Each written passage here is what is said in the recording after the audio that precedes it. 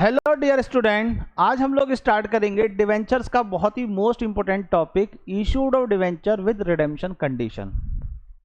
और सेकंड हम इसी में एक टॉपिक और कवर करेंगे कि जब डिवेंचर को हम इशूड करते हैं डिस्काउंट पर, तो डिस्काउंट एक तरीके का कंपनी के लिए लॉस है, यानी कि कैपिटल नेचर का लॉस है। और जब कंपनी रिडेम्पशन करती है यानी कि मैच्योरिटी पर पेमेंट देती है, तो उस समय का जो लॉस होता है उसको राइट ऑफ करने की क्या जर्नल एंट्री पास करते हैं, इन दोनों टॉपिकों को हम आज की इस वीडियो में कंप्लीट करेंगे। देखिए, जब कंपनी अपने डिवेंचर को इशूड करती है तो इशूड की तीन कंडीशन होती हैं, एट पार, एट प्रीमियम और एट डिस्काउंट।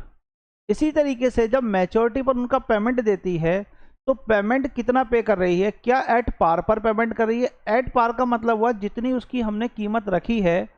डिवेंचर की, उसी के बराबर ही उसको पेमेंट कर रही है या उससे ज़्यादा पेमेंट कर रही है। तो जब आप ज़्यादा पेमेंट करते हैं तो या हम उसके पार के बराबर ही पेमेंट करते हैं, तो ऐसी कंडीशन को हम बोलते हैं रिडेम्पशन एट पार या रिडेम्पशन एट प्रीमियम।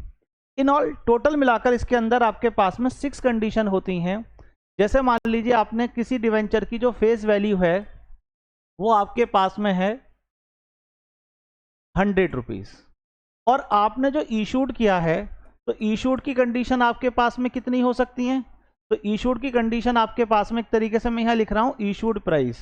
और इशूड प्राइस की कंडीशन हो सकती है इस फेस वैल्यू के बराबर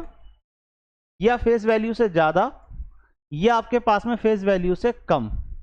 तो ये जो आपके पास कंडीशन नंबर 1 है, यानी कि इसके बराबर हुआ, तो आपने एक तरीके से जो लोन लिया है वो फेस वैल्यू के बराबर लिया, मीन्स 100 रुपीज़ का लोन लिया। और 100 रुपीज़ के बराबर ही आप जब उसका कैश रिसीव कर रहे हो, यानी कि सेल कर रहे हो, जो इशूड कर रहे हो वो भी 100 के बराबर कर रहे हो, तो इस कंडीशन को हम बोलते हैं एट पार।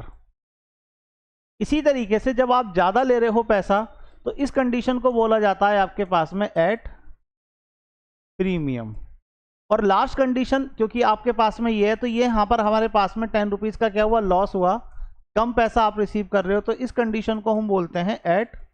डिस्काउंट। अब इन तीनों कंडीशन में आप मुझे ये बताइए कि आपने लोन कितने का लिया। जो डिवेंचर है वो डिवेंचर आपकी फेस वैल्यू के बराबर ही होगा। इशूड प्राइस का मतलब लोन नहीं होता, जो आपने वैल्यू रखी है डिवेंचर की उसके बराबर ही लोन माना जाता है। अब अगर आप पेमेंट कर रहे हो इसका, तो इसे बोलते हैं हम रिडेम्पशन ऑफ डिवेंचर। और रिडेम्पशन ऑफ डिवेंचर का भी जो कंपेयर करेंगे आप, वो किससे करेंगे, वो इसका फेस वैल्यू से ही कंपेयर करेंगे। ये आपको ध्यान रखना है इसको करते टाइम। अब जब आपका फेस वैल्यू 100 रुपीज़ है, ये इशूड प्राइस से इसका कोई मतलब नहीं है। और पेमेंट भी आप क्या कर रहे हो, मान लीजिए सपोज दैट ये 100 है और आप पेमेंट भी कितना कर रहे हो, पेमेंट भी 100 रुपीज़ ही कर रहे हो। तो जब फेस वैल्यू के बराबर आप पेमेंट करते हैं तो उसे बोलते हैं हम एट पार। और जब हमारे पास में इससे ज़्यादा का आप पेमेंट करते हो, मान लीजिए 110 रुपीज़ का पेमेंट कर रहे हो, तो ये कहलाएगा एट प्रीमियम। और हमारे पास में ये जो प्रीमियम है, क्योंकि ये एक्सिस है। अब देखिए 11th क्लास में अकाउंटिंग प्रिंसिपल आपने पढ़े थे, और उस अकाउंटिंग प्रिंसिपल में एक प्रिंसिपल था प्रूडेंस। और प्रूडेंस प्रिंसिपल के अकॉर्डिंगली आप एंटीसिपेटेड जो प्रॉफिट होते हैं, यानी कि फ्यूचर में होने वाले जो प्रॉफिट होते हैं, उन्हें आप कभी नोट नहीं करते, तभी नोट करेंगे जब एक्चुअल में वो होंगे। लेकिन उसके अलावा अगर मान लीजिए कोई एंटीसिपेटेड लॉस है, यानी कि फ्यूचर में कोई लॉस राइज हो रहा है और उसका पता आपको प्रेजेंट में ही पता चल जाता है, तो ऐसे में उस एंटीसिपेटेड लॉस को आप उसी डेट में नोट करेंगे जिस डेट में आपको वो चीज़ मालूम हो जाती है। जैसे जब आप ईयर के एंड में अपना क्लोजिंग स्टॉक को मेंशन करते हैं बैलेंस शीट में, तो आप देखते हैं कि आपकी मार्केट वैल्यू और आपका जो कॉस्ट प्राइस है उसमें विचेवर लेस, जो कम होगा उसी पर नोट होता है, वो प्रूडेंस मेथड के अकॉर्डिंगली होता है। इसी तरीके से आपने अगर यहाँ 100 रुपीज़ का आपका फेस वैल्यू है और आप पेमेंट 110 रुपीज़ कर रहे हो, तो इसका मतलब यहाँ 10 रुपीज़ आप एक्सिस पे कर रहे हो। तो ये एक्सिस पे जो है एक तरीके का कैपिटल लॉस है, और ये उसी डेट में नोट होगा जिस डेट में आपने अपने डिवेंचर को इशूड किया है, क्योंकि टर्म्स एंड कंडीशन उसी डेट में मेंशन होती हैं। तो इसलिए इस लॉस को जब इशूड के टाइम पर, और इशूड के भी किस टाइम पर, जब आप अपने डिवेंचर को अलॉट करते हो, यानी कि एप्लीकेशन रिसीव करोगे और एप्लीकेशन का पैसा जब डिवेंचर में ट्रांसफर करते हो, उसी सेम डेट में या उसी के साथ भी मैं कह सकता हूं, उसी के साथ में आप इस लॉस को नोट करेंगे। और इस लॉस को नोट करने की, क्योंकि ये लॉस है, तो लॉस हमेशा डेबिट में आते हैं, तो loss on issued of debenture account debit to आपके पास में बनेगा to premium on redemption of debenture account. ये आपके पास में एंट्री पास होगी और ये एंट्री हमेशा कंपाउंड एंट्री के साथ ही एडजस्ट करके हम बना देते हैं, लेकिन सेपरेटली में अगर आपको देखना है तो ये एंट्री आपको मालूम होनी चाहिए। दूसरा, ये जो डिस्काउंट है ये भी हम किस पे देते हैं, डिवेंचर पे ही देते हैं। तो अगर मैं डिस्काउंट दिया जाएगा तो वो परसेंटेज डिवेंचर पर है, इसलिए इस वाले पॉइंट के लिए एंट्री बनती है आपके पास में discount on issued of debenture account और टू आपके पास में परसेंटेज डिवेंचर, ये आपके पास बनती है। लेकिन ये दोनों एंट्रियां कंपाउंड एंट्री के साथ में मेंशन हो जाती हैं। तो आपको ये पता हो कि जब टर्म्स एंड कंडीशन में आपके पास ये बता रहा है कि इशूड आप किस पर कर रहे हो और उसी के साथ में रिडेम्पशन की कंडीशन भी आपको गिवन कर रहा है, तो रिडेम्पशन की कंडीशन में आप देख लो कि एट पार पर है या एट प्रीमियम पर है। तो अगर एट प्रीमियम पर है तो उसके साथ में ये एंट्री आपको बनाकर चलनी पड़ेगी और ये एंट्री हमेशा ध्यान रखिएगा जब अलॉट करते हैं शेयर को तो उस टाइम पर बनती है। तो सेकंड केस, अब हमारे पास 1 बाय 1 कौन सी ऐसी टर्म्स एंड कंडीशन होती हैं जिसको हम बनाकर चलते हैं। तो देखिए ओवरऑल मिलाकर आपकी टोटल मिलाकर 6 कंडीशन होती हैं, क्योंकि 3 कंडीशन ये हुई और ये तीनों कंडीशन अप्लाई हो जाती हैं इन दोनों कंडीशन पर। जैसे इशूड एट पार है और रिडेम्पशन भी एट पार हुआ, इसी तरीके से दूसरी कंडीशन क्या होगी, इशूड एट पार है और रिडेम्पशन एट प्रीमियम हुआ। तो 2 कंडीशन हो गई इशूड के साथ में, ऐसी प्रीमियम के साथ भी 2 होती हैं और डिस्काउंट के साथ भी 2 ही कंडीशन होती हैं। टोटल मिलाकर ये 6 कंडीशन आपको बहुत अच्छे तरीके से क्लियर ओवरऑल मिलाकर होनी चाहिए। अब जब आप इस कंडीशन की बात कर रहे हैं तो सबसे पहली कंडीशन मैंने आपको क्या बताई, इशूड एट पार और रिडेम्पशन किस पर कर रहे हैं आप, तो रिडेम्पशन भी एट पार पर है। तो इसका मतलब हुआ कि आपकी फेस वैल्यू जो है वो कितनी है, तो फेस वैल्यू भी आपके पास में कितने रुपीज है, 100 रुपीज है। आपका जो इशूड प्राइस है वो भी कितना हुआ, क्योंकि इशूड आप एट पार पर कर रहे हैं तो वो भी फेस वैल्यू के बराबर ही होगा। और आपका जो रिडेम्पशन का प्राइस है, यानी कि जो आप पेमेंट करोगे तो उस समय आपने कितना प्राइस रखा है, वो भी आपके पास में 100 है। तो ये चीज़ें जो आपको कंपेयर करनी है, यानी कि रिडेम्पशन का भी आप कंपेयर करोगे फेस वैल्यू से और इशूड का भी कंपेयर करोगे फेस वैल्यू से, तो इशूड भी फेस वैल्यू के बराबर है और रिडेम्पशन भी फेस वैल्यू के बराबर है। तो दोनों कंडीशन एट पार की हुई। और लमसम के केस में, किस केस की बात कर रहे हैं अभी हम लोग बात कर रहे हैं लमसम के केस की बात कर रहे हैं, और सारी की सारी इन ऑल एंट्री हम लमसम के केस में ही सीखेंगे। तो हमारे पास में पहले एंट्री बनेगी आपके पास में bank account debit to debenture application and allotment account, ये आपके पास में फर्स्ट एंट्री बनेगी। और सेकंड एंट्री आपके पास में हो जाएगी debenture application and allotment account debit to आपके पास में आ जाएगा परसेंटेज डिवेंचर, ये आपके पास में एंट्री बन जाएगी। अब यहाँ पर क्वेश्चन में, जैसे इस वाले क्वेश्चन में आप देखिए, यहाँ कह रहा है company issued 40,000 12% debenture at par और रिडेम्पशन ऑल्सो पार, यानी कि इशूड भी आपने पार पर गया और रिडेम्पशन भी पार पर है। क्वेश्चन के अंदर या तो नंबर ऑफ डिवेंचर देगा और उसके साथ में उसकी फेस वैल्यू और उसका परसेंट का डिस्काउंट या प्रीमियम का डिस्काउंट और रिडेम्पशन के प्रीमियम का डिस्काउंट दे देगा, या क्वेश्चन के अंदर टोटल रुपीज में दे देगा। तो यहाँ 2 बातों का ध्यान रखिएगा। जैसे यहाँ देखिए आप, ये रुपीज में गिवन है 40,000 रुपए के आपने डिवेंचर इशूड कर रहे हैं और दोनों ही एट पार पर हैं। तो अगर इस वैल्यू को मैं इसमें पुट करूं तो ये जो डिवेंचर है इसमें हमेशा ध्यान रखिएगा इसके अंदर आपके पास में क्या जाती है, फेस वैल्यू जाती है। तो यहाँ फेस वैल्यू आपके पास में जाएगी और फेस वैल्यू कितनी है आपके पास में, 40,000 रुपीज है। तो 40,000 यहाँ मेंशन होगा एंड 40,000 आपके पास में इसमें मेंशन होगा। और इसी तरीके से क्योंकि रिसीव भी आप 40,000 कर रहे हो तो यहाँ पर आपके पास में ये एंट्री पास हो जाएगी। ये आपके पास में इन ऑल एंट्री बनी किस पर, इशूड एट पार, रिडेम्पशन भी एट पार पर। अब इसी का आप स्क्रीनशॉट ले लीजिए, क्योंकि मैं रिडेम्पशन वाला केस भी इसी पर समझाता चलूंगा सारी एंट्रियों पर। अब सेकंड एंट्री क्या है आपके पास में, इशूड एट पार है और अगर मान लीजिए मैं यहाँ पर रख लेता हूँ रिडेम्पशन एट पार, वो sorry eight premium, redemption at premium कर देता हूँ, तो इस केस में अब आप क्या एंट्री बनाओगे, तो देखिए इशूड तो पार पर ही है तो यहाँ पर आप रिसीव तो वैल्यू के बराबर ही करोगे 40, लेकिन पेमेंट अगर आप ज़्यादा कर रहे हैं और मान लेते हैं हम 10% ज़्यादा पेमेंट कर रहे हैं तो हमारे पास में क्या एंट्री बनेगी, तो मैंने आपको एंट्री बताई थी ये वाली, ये एंट्री आपके पास में बनेगी। और जब आप इस एंट्री को बनाएंगे तो लॉस को कहाँ लिख रहे हैं आप, डेबिट में, और रिडेम्पशन को कहाँ लिख रहे हैं आप, क्रेडिट में, प्रीमियम को कहाँ लिख रहे हैं, क्रेडिट में। तो ऐसे में ये एंट्री इसी डेट की एंट्री है जिस डेट पर आप ये एंट्री बना रहे हैं, तो इसी एंट्री के साथ में ये एंट्री कंपाउंड में चेंज होकर बन जाएगी, और यहां एंट्री आपके पास में हो जाएगी loss on issued of, loss on issue of debenture, क्योंकि डेबिट में आना है, और 2 आपके पास में परसेंटेज डिवेंचर, और 2 आपके पास में premium on redemption of, premium redemption of debenture. ये आपके पास में एंट्री आ जाएगी, और इसमें मैंने हमेशा बताया था जितनी वैल्यू है वही आएगा आपके पास में, यानी कि फेस वैल्यू आएगी आपके पास में, और यहाँ पर जो अमाउंट आनी है आपके पास वो कितनी आनी है, वो 40,000 हो गई, और यहाँ पर जो आपकी अमाउंट आनी है वो मान लेते हैं हम 10% का पेमेंट कर रहे हैं एक्सिस, तो इस फेस वैल्यू का 10% निकालेंगे आप, तो 40,000 का 10% 4,000 हुआ, और यही अमाउंट इसमें जाएगी और यही अमाउंट आपके पास में इसमें जाएगी, दोनों में सेम अमाउंट जाएगी। अलग अलग एंट्री ना बनाकर हमने एक साथ एंट्री बना दी, क्योंकि ये सेम डेट की एंट्री, और ऐसे ही आपको बनाकर चलनी है, सेपरेट बनाकर नहीं चलनी है। इसी तरीके से 2 केस आपके पास हो गए, पहला case issued at par, redemption at par, दूसरा case issued at par, redemption at premium. अब केस रख लेते हैं हम तीसरा, इशूड हमारे पास में मान लेते हैं एट प्रीमियम पर है, और रिडेम्पशन मान लेते हैं हमारे पास में एट पार पर है, तो इशूड एट प्रीमियम और रिडेम्पशन एट पार। तो जाहिर सी बात है कि इशूड आपने प्रीमियम पर करा है तो एक्सिस पैसा लिया है, और प्रीमियम मान लेते हैं हमारे पास में 10% है,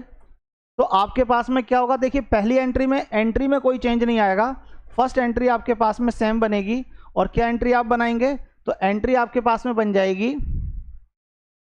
एंट्री आपके पास बन जाएगी bank account debit to debenture application and allotment account, लेकिन इसके अंदर आपके पास में अमाउंट में चेंज आएगा। क्या चेंज आएगा अभी बताता हूं, पहले हम एंट्री बना लेते हैं। तो पहली एंट्री तो लमसम के केस में यही बनेगी, दूसरी entry debenture application allotment account debit, क्योंकि अब इशूड के टाइम कोई हमारे पास में रिडेम्पशन की कंडीशन नहीं बता रहा है, तो ऐसे में इशूड तो एट प्रीमियम है और आपके पास रिडेम्पशन एट पार पर है, तो 2 परसेंटेज डिवेंचर, जितना परसेंट भी आपका डिवेंचर होगा, और 2 आपके पास में आ जाएगा सिक्योरिटी प्रीमियम।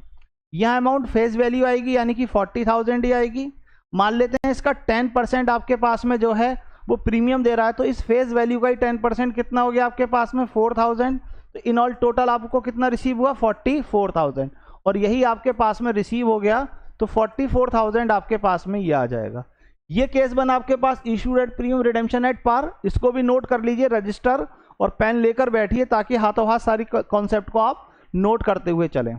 इसी के साथ में आपके पास में अगला केस क्या है, तो नेक्स्ट केस आपके पास में बना इशूड एट प्रीमियम, और मान लेते हैं हमारे पास में रिडेम्पशन भी एट प्रीमियम पर है। तो जब रिडेम्पशन भी हमारे पास किस पर है, एट प्रीमियम पर है, तो हम इस केस में क्या एंट्री बनाएंगे, तो अब देखिए क्योंकि लॉस आ गया ना, और लॉस को हम किस एंट्री में नोट करते हैं, इस एंट्री में, तो यहां पर आपके पास में अब क्या एंट्री पास करेंगे, तो पहले केस में कोई भी एंट्री में चेंज नहीं आएगा, और यहां पर क्योंकि रिडेम्पशन प्रीमियम पर है, तो रिडेम्पशन के प्रीमियम की एंट्री में डेबिट में लॉस और क्रेडिट में प्रीमियम आना है, तो loss on issued of debenture account,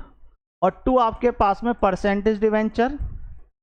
और 2 आपके पास में सिक्योरिटी प्रीमियम, और 2 आपके पास में प्रीमियम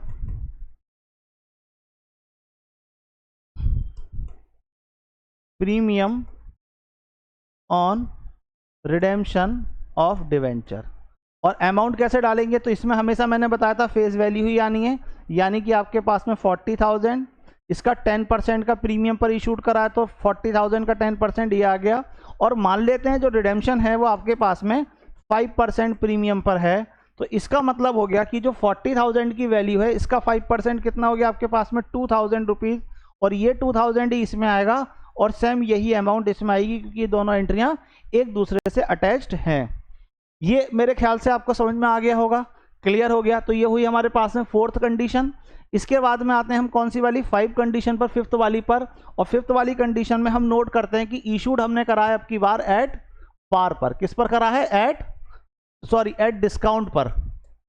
और हमारे पास में जो रिडेम्पशन हो रहा है वो ले लेते हैं एट पार पर। इसका मतलब अब की बार हमने डिस्काउंट दिया है और डिस्काउंट का रेट मान लेते हैं 10%, और ये भी हमेशा किसका निकलता है, हमेशा फेस वैल्यू का ही कैलकुलेट करते हैं। तो देखिए इस केस में क्या एंट्री आप बनाएंगे, तो इस केस में एंट्री आपके पास में बनेगी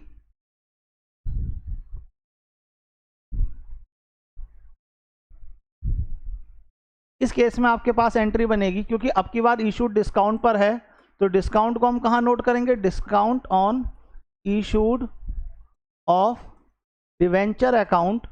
टू हमारे पास में परसेंटेज डिवेंचर। और मैंने बताया था इसमें हमेशा क्या आना है, फेस वैल्यू आना है, और फेस वैल्यू एग्जाम्पल के वे में हम कितना लेकर चल रहे थे, टोटल 40,000, और मान लेते हैं इसका 10% डिस्काउंट है, तो 40,000 का 10% हमने पैसा नहीं लिया, डिस्काउंट दे दिया, तो एक्चुअल में कितना रिसीव हुआ, 36,000 रुपीज़, और 36,000 यहाँ मेंशन होगा और 36,000 रुपीज़ आपके पास में यहाँ मेंशन होगा। ये एंट्री आपके पास बन गई, इशूड एट डिस्काउंट और रिडेम्पशन एट प्रीमियम। और लास्ट केस आपके पास में इशूड भी आप डिस्काउंट पर कर रहे हैं और पेमेंट भी आप ज़्यादा कर रहे हैं, यानी कि प्रीमियम पर आप पेमेंट कर रहे हैं, और प्रीमियम मान लेते हैं हमारे पास में कितना है, तो प्रीमियम मान लेते हैं हमारे पास में 5% है। तो अब इस केस में क्या एंट्री बनाएंगे, तो देखिए इस केस के अंदर जब आप एंट्री बनाएंगे तो आपके पास में कितना चेंज आना है, बस एक पॉइंट पर चेंज आना है आपका, और वो क्या चेंज आना है, डेबिट में आप लिखोगे डिस्काउंट, क्योंकि इशूड किस पर कर रहे हैं आप, डिस्काउंट पर, तो discount on issued of debenture account debit, loss on issued of debenture account debit, to आपके पास में परसेंटेज डिवेंचर, और टू आपके पास में क्या लाएगा, premium on redemption of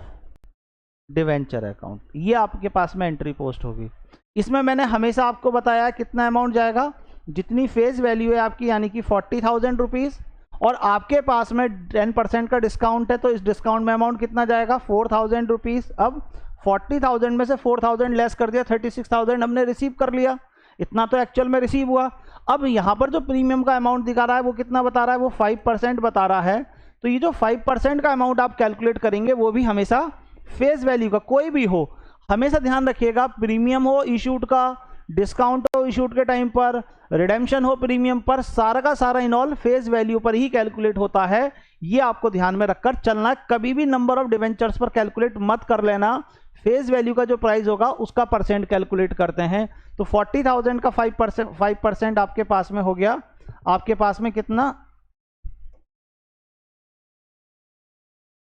2,000 rupees, तो यहाँ पर आएगा आपके पास में 2,000, और यही 2,000 आपके पास में ये मेंशन हो जाएगा। यहाँ पर एक पॉइंट और है, अगर आप चाहो तो ये जो एंट्री है आपकी, इस एंट्री की जगह आप रिप्लेस कर कर एक एंट्री और बना सकते हो, और वो एंट्री क्या बनेगी आपके पास में, तो वो एंट्री आपके पास में हो जाएगी debenture application and allotment account debit discount, sorry यहां पर आपके पास में loss on issued of debenture account debit to percentage debenture, और टू आपके पास में premium on redemption of debenture account. और कितना अमाउंट मेंशन करेंगे, तो देखिए यहां जो ये दो अमाउंट हमने लिखी हैं ऑलरेडी, ये जो दो अमाउंट आपके पास लिखी हुई, ये दोनों, इन दोनों के लिए हमने अलग से अकाउंट ना खोलकर एक लॉस के नाम से अकाउंट खोल दिया। तो इन दोनों का जो टोटल होगा, ये जो 6,000 रुपीज़ का टोटल हुआ, ये 6,000 रुपीज़ हमारे पास में इसमें मेंशन हो जाएगा। यहाँ तो 36,000 ही आएगा, यहाँ हमेशा 40,000 ही आएगा, और यहाँ पर आपके पास में जो डिवेंचर का ये वाला अमाउंट है, ये 2,000 रुपीज़ हमारे पास में यहाँ आ जाएगा। तो हमने क्या करा, इस डिस्काउंट को और लॉस को दोनों को एक साथ मर्ज कर कर लिख दिया लॉस के नाम से, और जब भी इशूड आपके पास में किस पर हो, डिस्काउंट पर हो, रिडेम्पशन प्रीमियम पर हो, तो इन दोनों एंट्री को एक साथ मर्ज करके बनाना, बहुत आराम से ये पॉइंट क्लियर हो जाएगा। सेकंड चीज, जब हम इशूड करते हैं डिवेंचर को अपने, और उसके साथ में अगर कोई मैंने डिस्काउंट वगैरह दिया है, जैसे यहाँ देखो इशूड भी डिस्काउंट पर है और लॉस भी है, तो ये एक तरीके का कैपिटल लॉस है, और कंपनी इस कैपिटल लॉस को उसी ईयर में जिस ईयर में डिवेंचर को इशूड किया है उसी ईयर में इसको राइट ऑफ भी कर देती है। लेकिन क्योंकि कंपनी जब अपने डिवेंचर को राइट ऑफ करती है, ये वाला जो टॉपिक मैं आपको समझा रहा हूं अब, लेकिन क्योंकि जब इसको राइट ऑफ करती है तो ये कैपिटल नेचर का लॉस है, ना कि एक रेवेन्यू नेचर का लॉस है। तो ऐसी कंडीशन में सबसे पहले अगर कंपनी के पास में सिक्योरिटी प्रीमियम का बैलेंस है या कंपनी ने अपने डिवेंचर को सिक्योरिटी प्रीमियम पर इशूड किया है, तो इसका मतलब भी हुआ कि इस समय जिस समय इसको राइट ऑफ कर रही है उस समय सिक्योरिटी प्रीमियम उसके पास में ऑलरेडी है। तो या तो ये लॉस राइट ऑफ होगा सिक्योरिटी प्रीमियम से, अगर सिक्योरिटी प्रीमियम का बैलेंस कम है या सिक्योरिटी प्रीमियम का बैलेंस है ही नहीं कंपनी के पास में, तो उस कंडीशन में ये ट्रांसफर हो जाता है statement of profit and loss account में। ये आपको ध्यान में रखकर चलना है। मान लीजिए एग्जाम्पल के वे में आपके पास में जो लॉस है या डिस्काउंट है, इनका अमाउंट 10,000 रुपीज़ है। ये या तो डिस्काउंट मान लीजिए आप, अगर डिस्काउंट है तो डिस्काउंट, या लॉस है क्योंकि रिडेम्पशन के टाइम आप लॉस को डेबिट में नोट करते हैं, तो अगर ये लॉस है तो लॉस का अमाउंट हुआ, और ये 10,000 है और कंपनी के पास में सिक्योरिटी प्रीमियम का जो बैलेंस है एग्जाम्पल के में मान लेते हैं 12,000 है। तो अगर कंपनी के पास 12,000 रुपये का सिक्योरिटी प्रीमियम का बैलेंस है और 10,000 रुपये का ये डिस्काउंट या लॉस को राइट ऑफ करना है, तो इसका मतलब कंपनी के पास ऑलरेडी सिक्योरिटी प्रीमियम अकाउंट में इतना बैलेंस है कि वो इस लॉस को राइट ऑफ कर सके। तो ऐसे केस में जब इसके राइट ऑफ की एंट्री बनेगी तो फॉर ईयर एंड, यानी कि जिस ईयर में ये इशूड किया है उस ईयर के for year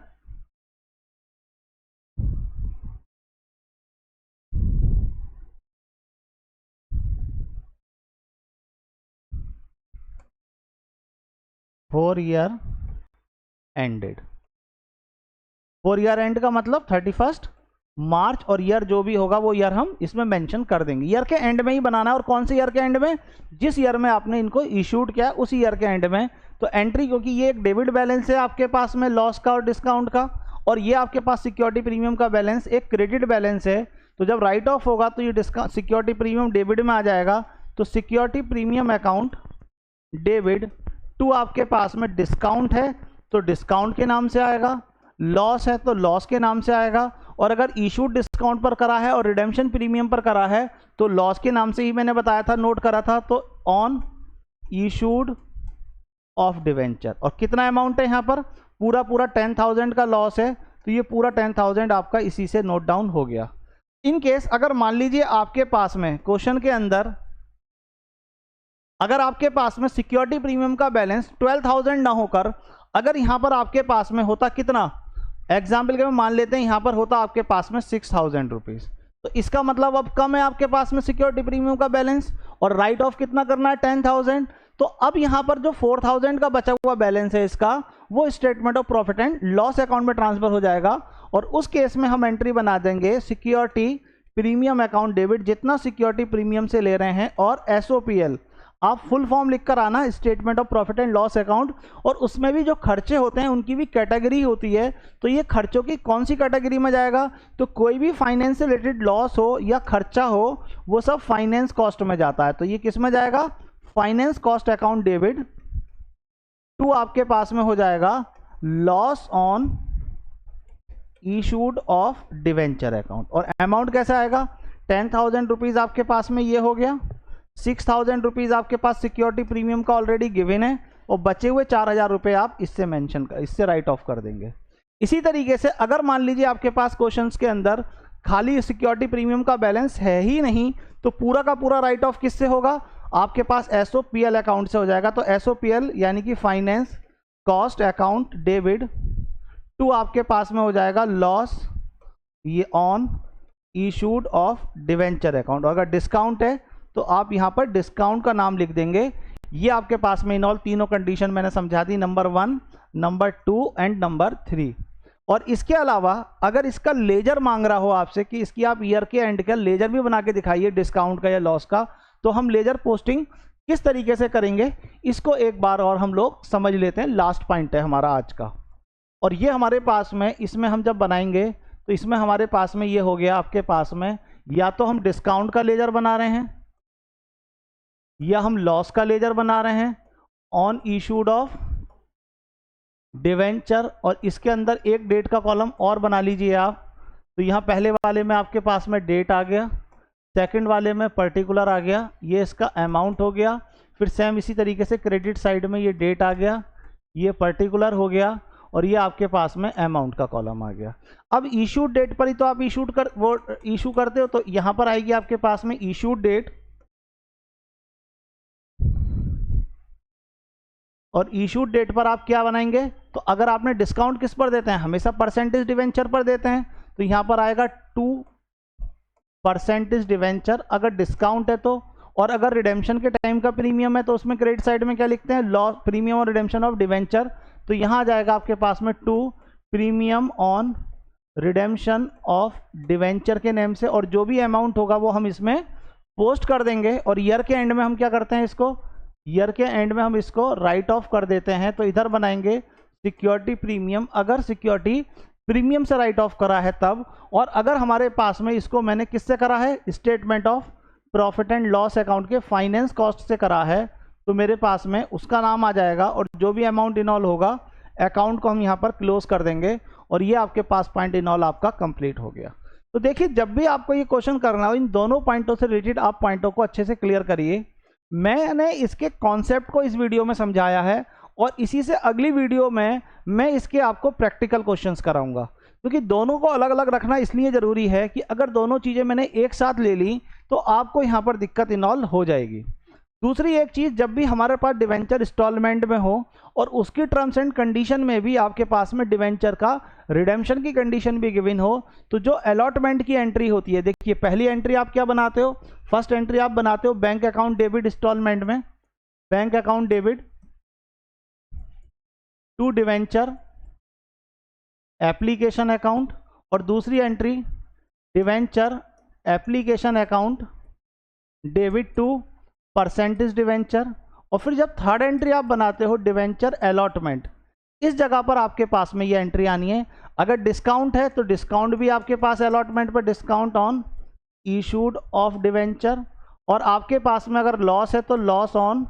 issued of debenture, और 2 आपके पास में परसेंटेज डिवेंचर, और 2 आपके पास में अगर सिक्योरिटी प्रीमियम कहीं भी गिवन ना हो, क्योंकि सिक्योरिटी प्रीमियम की टर्म्स एंड कंडीशन होती है कि जिस इंस्टॉलमेंट के साथ वो कह रहा है उसी के साथ लेना है, और अगर इन केस आपके पास में वो किसी इंस्टॉलमेंट में नहीं बताता तो सिक्योरिटी प्रीमियम को हम अलॉटमेंट के टाइम पर लेते हैं। तो ये जो अलॉटमेंट की एंट्री है, ये अलॉटमेंट का ड्यू अमाउंट हो गया एक तरीके से, यह हम कह सकते हैं कॉल्ड मनी हो गई, कितना आप कॉल्ड कर रहे हो, तो उस टाइम पर ये जो डिस्काउंट या लॉस है ये उसी टाइम पर आपके पास में मेंशन होगा, 2 premium on redemption of debenture. एक तरीके से मैंने कंपाउंडेड कर दी है ये एंट्री को, अब आपको अपने अकॉर्डिंग सिचुएशन देखकर उसके अकॉर्डिंगली आप इसमें पोस्ट कर लेंगे। आई होप कि आपको ये बहुत अच्छे तरीके से क्लियर हो गया होगा। इसके बाद मैं इसकी प्रैक्टिकल क्वेश्चंस की एक सीरीज बनाऊंगा, उसको आप देख लेंगे तो ये बहुत अच्छे तरीके से कॉन्सेप्ट आपको अच्छे से क्लियर हो जाएगा। अगली वीडियो के साथ मिलते हैं। ऑल